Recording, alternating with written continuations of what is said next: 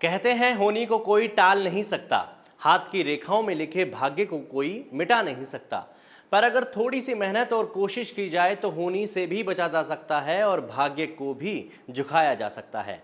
पर मेहनत करे कौन? हमें तो मूक दर्शक बनकर देखना है और सरकार पर इल्जाम लगाने हैं। नमस्कार, आप देख रहे हैं SKL न्यूज और मैं हूं आपके साथ राज शर्मा। कोरोना जैसी महामारी सदियों में एक बार आती है और ऐसी तबाही मचाती है जिसे कोई सोच भी नहीं सकता। हम सबके देखते देखते 2020 साल न जाने कहां गायब हो गया और इसी की राह पर अब 2021 भी जा रहा है। सरकार की माने तो एकदम से आने वाली इस बीमारी के लिए कोई तैयार नहीं था। हम सरकार की इस बात पर बिल्कुल सहमत होते हैं, पर जब कोरोना की पहली लहर ने भारत में प्रवेश किया तो क्या इसे रोका नहीं जा सकता था? क्या विदेशों से आने वाली फ्लाइट्स पर रोक लगाकर आने वाले यात्रियों को क्वारंटीन नहीं किया जा सकता था? पर सरकार ने ऐसा नहीं किया। पहली लहर में खामियां हमसे भी हुई और सरकार से भी, जिसका भुगतान हम सब ने किया है। पहली लहर का असर जैसे ही कम हुआ तब हम भी सो गए और हमारी सरकार भी सो गई। हालांकि जिन राज्यों में चुनाव थे वहां सरकार पूरा ध्यान लगा रही थी, पर विशेषज्ञों द्वारा की गई कोरोना संबंधी चेतावनी को भी नजरअंदाज कर रही थी। पूरे देश ने राज्य सरकार और केंद्र सरकार के मंत्रियों और मुलाजिमों को चेतावनी दी, उसकी पूरी पूरी कोशिश की, पर उनके लिए चुनाव महत्वपूर्ण थे और इसी का नतीजा हमने दूसरी लहर में झेला।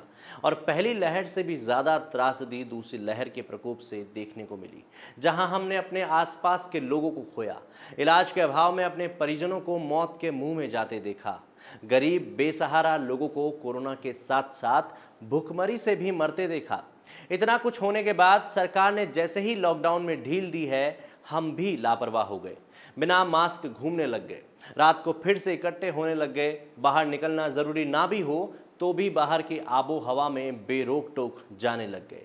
इसी तरह से अगर हमारी लापरवाहियां बढ़ती रही तो तीसरी लहर में हम बहुत कुछ खो देंगे और सरकार हमारी कोई सहायता नहीं कर पाई। आपकी जानकारी के लिए बताना चाहूँगा कि विशेषज्ञों ने एक सर्वे किया, जिस सर्वे के माध्यम से ये पता लगाया गया, जिसमें कुछ विशेषज्ञों ने भारत में कोरोना महामारी की तीसरी लहर का आना अक्टूबर में, तो कुछ ने इसका समय नवंबर से फरवरी के बीच बताया है। 70% से अधिक एक्सपर्ट्स का मानना है कि इस बार तीसरी लहर पहले की तुलना में नियंत्रित रहेगी। इसके बावजूद अगले 1 साल तक महामारी से स्वास्थ्य और जीवन को खतरा बना रहेगा। सर्वे में स्वास्थ्य विशेषज्ञ, चिकित्सक, वैज्ञानिक, वायरोलॉजिस्ट, महामारी रोग विशेषज्ञ और प्रोफेसर शामिल थे। एम्स नई दिल्ली के निदेशक डॉक्टर रणदीप गुलेरिया का कहना है कि ये लहर नियंत्रित रहेगी। इसका कारण तेजी से चलने वाला टीकाकरण अभियान है।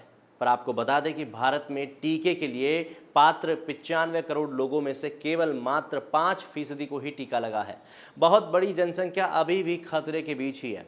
वहीं बेंगलुरु के national institute of mental health and science के डॉक्टर प्रदीप बनांदूर का कहना है कि फिलहाल बच्चों के लिए कोई टीका भारत में उपलब्ध नहीं है, इसीलिए बच्चों को ज़्यादा खतरा हो सकता है। अब सरकार से ये सवाल उठता है कि क्या सरकार इस बार भी पहले की तरह सोई रहेगी या तीसरी लहर से आम जन को होने वाली परेशानी पर रोक लगाएगी?